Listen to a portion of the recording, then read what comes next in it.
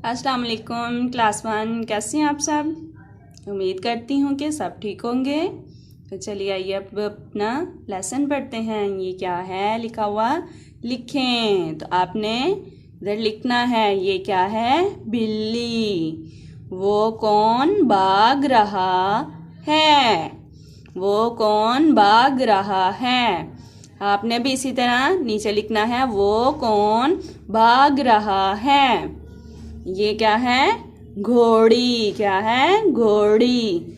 घोड़ी को खाना दे दो। इसी तरह आपने नीचे भी लिखना है।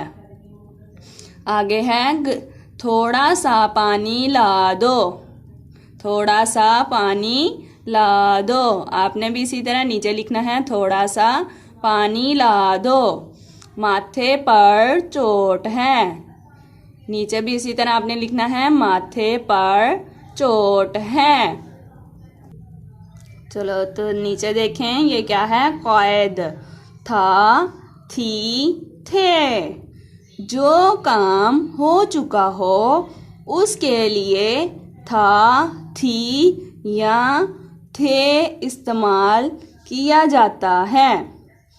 था या थी एक के लिए और थे एक से ज़्यादा के लिए इस्तेमाल करते हैं।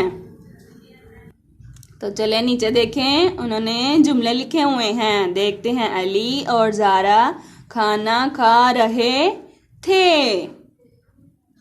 घोड़ा भाग रहा था।